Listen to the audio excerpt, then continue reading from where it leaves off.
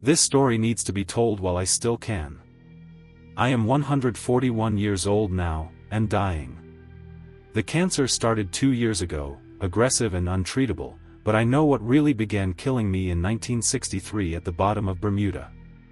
Back then I was a diver with 35 years of experience. People in the industry knew my name. People trusted me because I had never lost a crew member.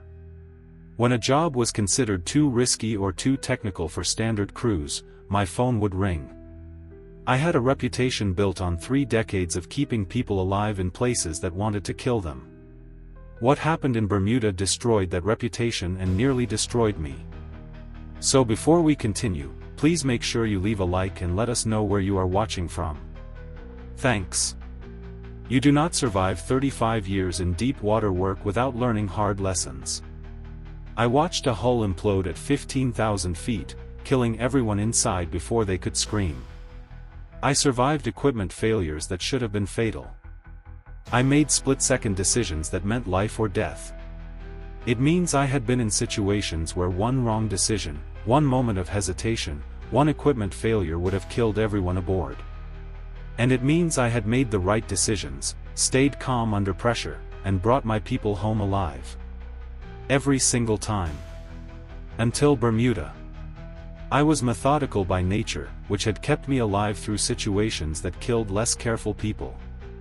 Every decision I made was calculated. Every risk was assessed against reward. Every procedure was followed exactly as written, because procedures were written in blood by people who learned the hard way what happens when you take shortcuts at depth. That methodical approach had earned me respect in an industry where mistakes cost lives and second chances do not exist. I had survived equipment failures that should have killed me. I had survived weather that had sunk ships twice the size of mine. I had survived human error, both my own and others. My experience was not just years on a resume or certifications on a wall. It was scars earned and lessons bought with blood. Every mark on my body told a story about what not to do, what to watch for, what could go wrong. I carried those lessons into every dive, every mission, every descent into water that wanted me dead. Before Bermuda, my record was perfect. Not lucky, not easy, but perfect through discipline and respect for the ocean. 37 major operations spanning 2 decades. Hundreds of individual dives. Thousands of hours at depths that would crush a human body in seconds if the equipment failed. Depths where the pressure is measured in tons per square inch and a single crack in the hull means everyone dies before they can even scream.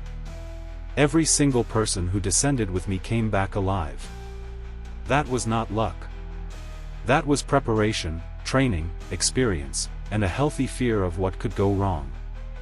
That record was not just professional pride, though I was proud of it. It was a promise I made to every crew member who trusted me with their life. I will bring you back. I will not let you die down there. I will get you home to your family. That promise, that perfect record, that reputation built over decades, all of it ended in 1963 at the bottom of Bermuda. I got the call on a Thursday evening. An unknown number, which is never a good sign in this business. The voice on the other end offered me a contract for deep survey work. The pay was good. Too good, I thought at first. When I asked who was paying, I got a corporate name I had never heard of, which should have been my first warning. In deep water work, everyone knows everyone. The industry is small, specialized, and tightly connected. Unknown clients usually mean classified work, military contracts, or operations that skirt legal boundaries. But the money was good, the timeline was manageable, and I had bills to pay. So I took the meeting. They needed someone to survey an anomaly at 19,000 feet in Bermuda. When I asked what kind of anomaly, they showed me sonar images that made no sense. Returns that suggested structure where there should have been only open water and sea floor.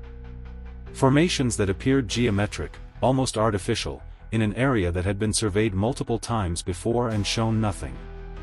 The previous survey, conducted 6 months earlier, had detected nothing unusual. Now suddenly there was something there, something large, something that had either appeared recently or had somehow avoided detection until now. Neither explanation made sense, but the data did not lie. Something was down there. The area was known for extreme conditions, even by deep water standards. Bermuda was not just deep, it was dangerous. Unpredictable currents that could snap cables like thread. Pressure differentials that could crack hull seals. Temperature variations that made equipment behave erratically. And old stories. Stories that veteran divers told quietly over drinks but would never put in official reports. Stories about lights moving beneath the surface. About sonar contacts that appeared and disappeared. About ships that reported equipment failures in the same spot and then vanished. I knew the stories. Everyone who worked these waters knew the stories. And everyone pretended they were just stories. The pay was standard for this type of work. Not exceptional, not suspiciously high, just standard market rate for deep survey operations.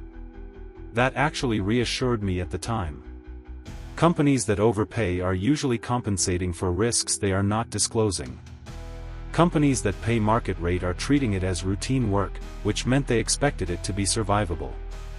The timeline was tight but not impossible. 3 weeks for preparation, equipment acquisition, crew assembly, and deployment.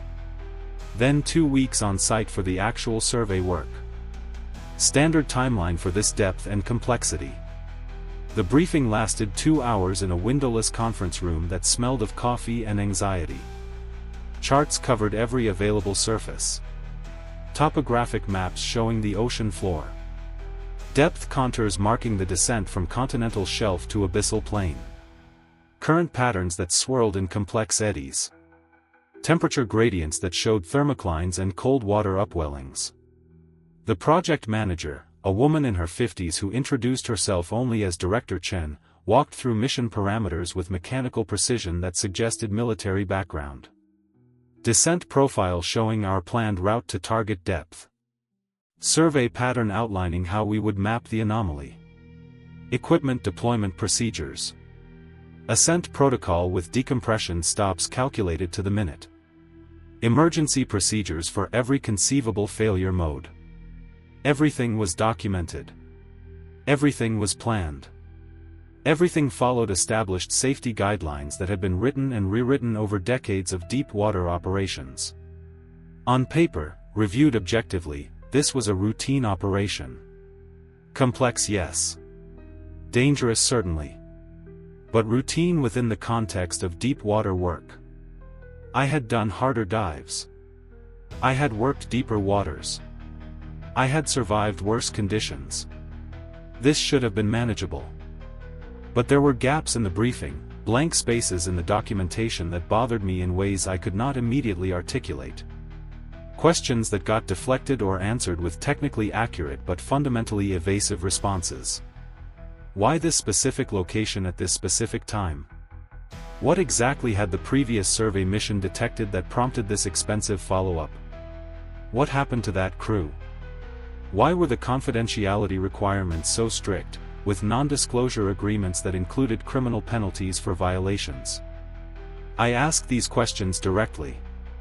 Director Chen gave me answers that were correct in their particulars but wrong in their implications. The previous crew had reported equipment malfunctions and cut their mission short, she said. Standard decision when systems are not performing optimally. The data they collected was inconclusive, she said. Hence the need for this mission. The location was of scientific interest, she said. Hence the confidentiality to prevent other research groups from jumping the claim. All reasonable. All logical. All technically true. And yet 35 years of experience had taught me that what people carefully avoid saying is usually more important than what they say directly.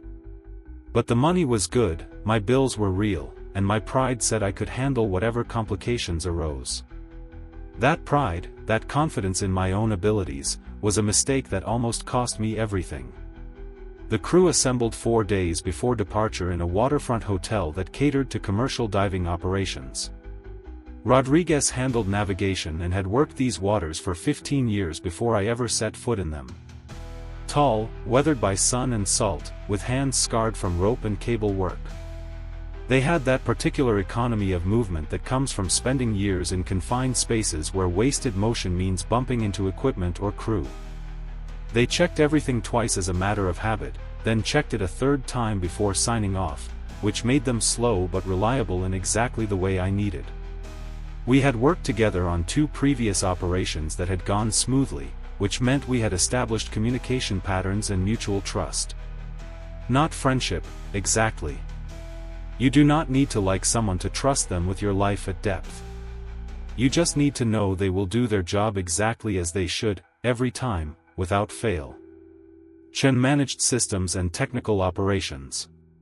Younger than the rest of us by at least a decade, maybe 30 years old, with the kind of technical brilliance that only comes from formal education combined with practical experience. They had an engineering degree from MIT and had worked on submarine systems for the Navy before transitioning to commercial diving. They could diagnose problems most people would not even recognize as problems, could jury-rig solutions from whatever materials were available, could explain complex technical concepts in language that non-engineers could understand. They never wasted words. Every sentence was information, every statement was precise, every answer was exact. Some people found that off-putting. I found it reassuring. At depth, in an emergency, with seconds to make decisions, you do not want conversation. You want information delivered fast and accurate. Santos was our equipment specialist and safety officer, roles that often conflict but that Santos managed to balance through sheer competence. They had worked offshore oil platforms in the Gulf for 15 years, had survived 3 major accidents including a platform fire that killed 6 people, had seen enough things go wrong to develop a healthy paranoia about equipment maintenance and safety procedures. They brought energy to the crew that could be exhausting or essential depending on circumstances.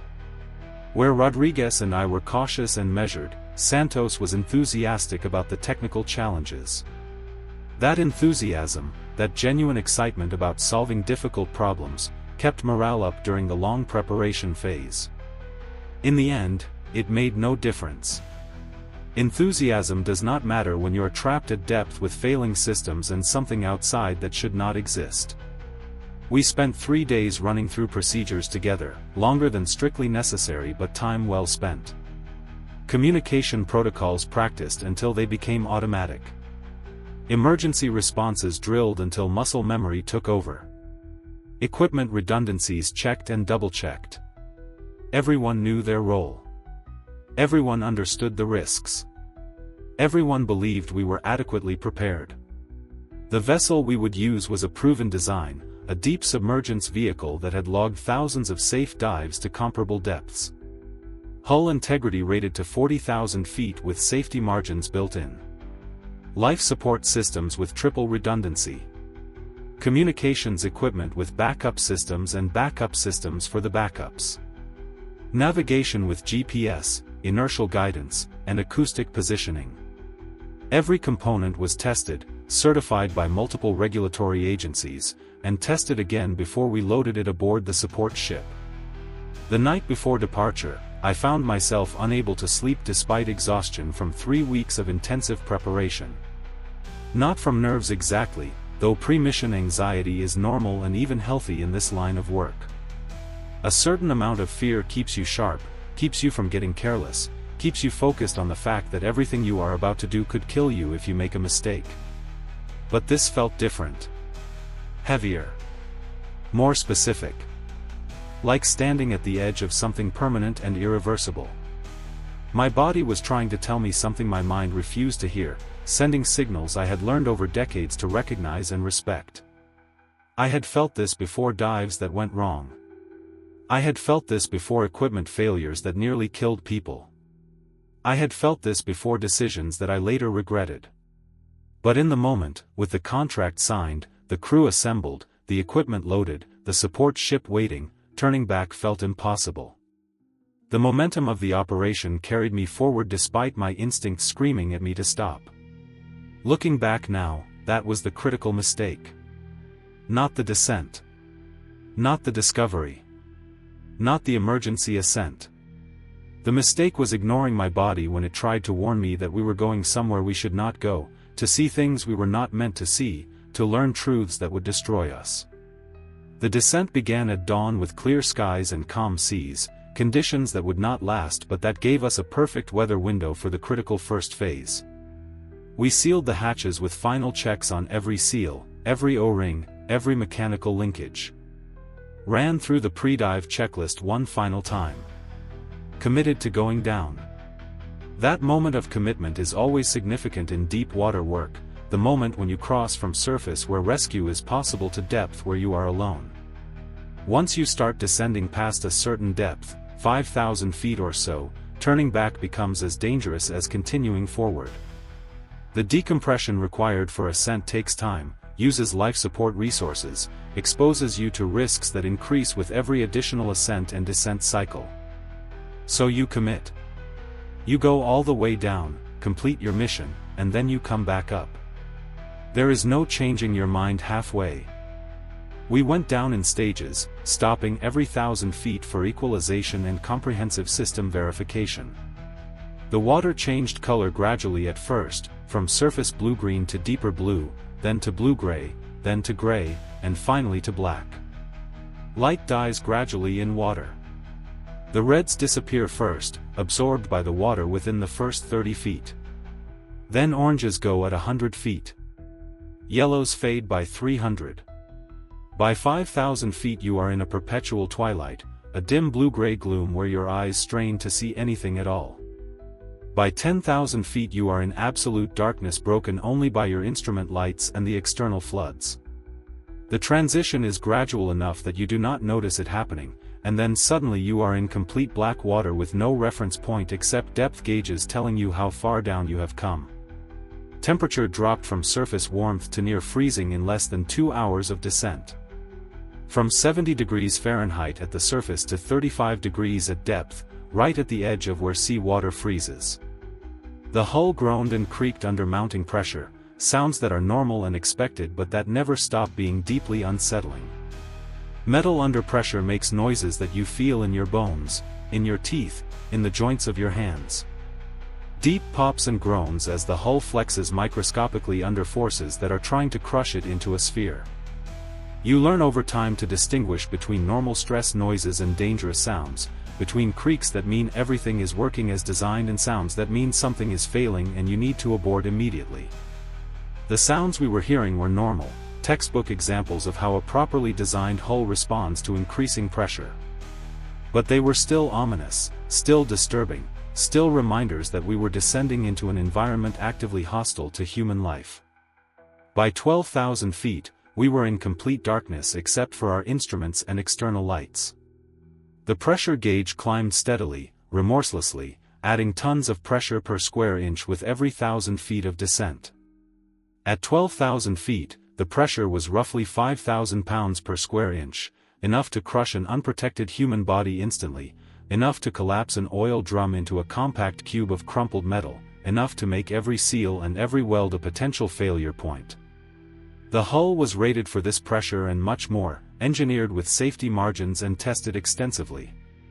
But those margins existed precisely because hulls do fail, seals do crack, and metal does fatigue in ways that are not always predictable or detectable before catastrophic failure. I monitored every instrument, every gauge, every system reading. Heart rate steady. Breathing controlled. Mind clear. This was what I did. This was what I was good at. Descending into hostile environments and bringing everyone back alive. I had done it dozens of times. That confidence was about to be tested in ways I could not have imagined. At 18,000 feet, the first anomaly appeared. Temperature sensors spiked impossibly, from 2 degrees to 15 then back down in 30 seconds. That should not have been possible at this depth. Nobody spoke for a full minute. Then Rodriguez asked if anyone else had noticed it. We all confirmed what we had seen. Chen suggested equipment malfunction, which was the logical explanation. But something about the pattern bothered me. I decided to continue to our target depth. We had come too far to turn back on a single anomaly. I had seen plenty of strange readings over the years that turned out to be nothing more than unusual water conditions or instrument errors. I ran through the possibilities methodically. Every scenario I could think of had a rational explanation. None of those explanations felt right. 20 minutes later, the second anomaly occurred. Something struck the hull. Not a gentle bump from debris. A deliberate strike that left a dent in reinforced steel rated for pressures that could crush a car. This time there was no hesitation. Every person in that crew knew we were dealing with something outside our training and experience. Rodriguez and Chen confirmed it independently. Multiple systems showing the same impossible data. But we were already committed. Already at depth. Already past the point where aborting was simple or safe. Emergency ascent from this depth without proper decompression would risk the bends, nitrogen narcosis, pulmonary barotrauma. The safe choice was to continue to target depth, complete minimal mission requirements, and then ascend properly. That was the logical decision. The decision that almost killed us. We reached target depth and began our survey pattern. Our instruments showed readings that contradicted themselves. Temperature spikes. Magnetic anomalies. Pressure variations. And then we found it. We found something our training had not prepared us for. The scale was massive. Our lights could only illuminate a small portion. Details showed patterns that suggested design. Textures that implied purpose. Features that defied natural formation. My eyes struggled to process what they saw. The crew went silent. Our minds struggled to process sensory input that contradicted everything we knew. We recorded everything. Took measurements. Photographed it. But cameras malfunctioned. Instruments gave contradictory readings. Sonar showed shapes that looked different from multiple angles. It was as if whatever this was refused to be documented properly. Chen said what we were all thinking. This should not be here. This cannot be here.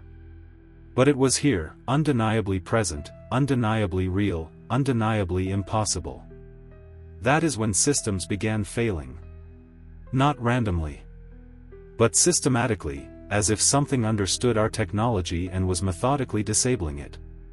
First, ballast control stopped responding. We could not adjust depth, could not begin emergency ascent. Then communication with surface became erratic. Multiple independent systems failing in ways that should not correlate. Chen attempted to manually override controls, but manual controls were also unresponsive. The failures followed a pattern that suggested deliberate interference. Santos started showing signs of stress. The psychological pressure was mounting. Fear is contagious in confined spaces. One person breaking down can cascade through an entire crew. I had seen it happen. We were in severe danger at 19,000 feet with no way to ascend normally and failing life support. I gathered what remained of the crew. Explained our situation with brutal honesty. We could not stay. We could not ascend normally. We had to attempt emergency ascent and accept the risks. Decompression sickness. Nitrogen narcosis. Pulmonary barotrauma.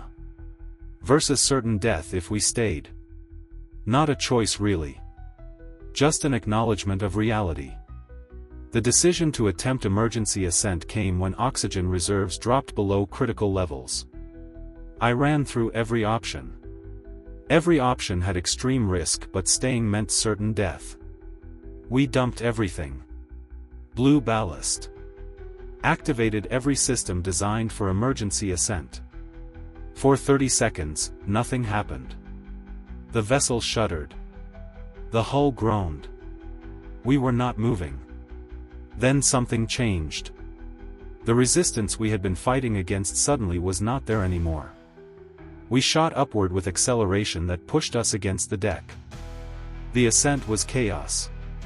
We rose faster than safe, skipping all decompression stops. Warning alarms screamed continuously. The hull groaned and flexed. I held the controls and tried to slow our ascent. Metal screamed. Rivets popped. By every law of physics, every engineering principle, every safety calculation, we should have died. The hull should have failed. But somehow we kept rising, kept ascending, kept moving toward the surface. The water changed color. Darkness gave way to gray, then to blue-green, then to light. We were going to make it. And then we broke through. We broke the surface at dawn. We were 12 hours overdue. The recovery team found us drifting. They examined our vessel.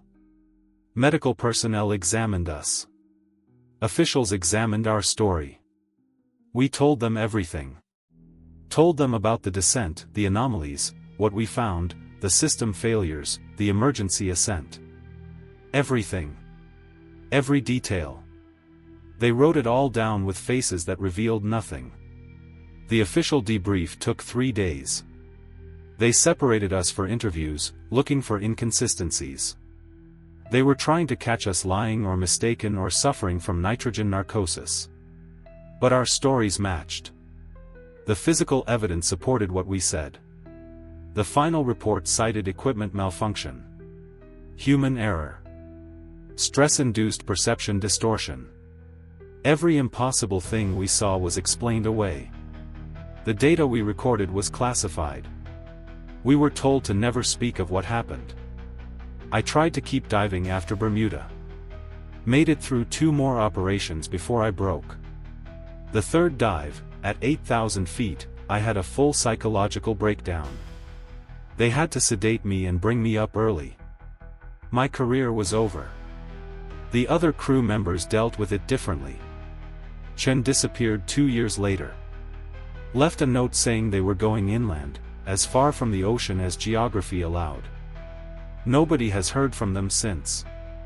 By 1973, I was the only survivor still alive. The mission we shared became a secret we carried separately. My health deteriorated slowly at first, then rapidly. Chronic fatigue. Muscle weakness. Cognitive problems. Every test came back normal. Every specialist was baffled. They ran tests, did scans, consulted specialists. Nothing showed medical cause. The symptoms never went away. They got worse with time. Sleep became impossible without medication. And medication just made the dreams more vivid. I would wake up screaming, convinced I was still at 19,000 feet with something outside waiting for me. The smell of salt water makes me nauseous. The sound of waves triggers panic attacks.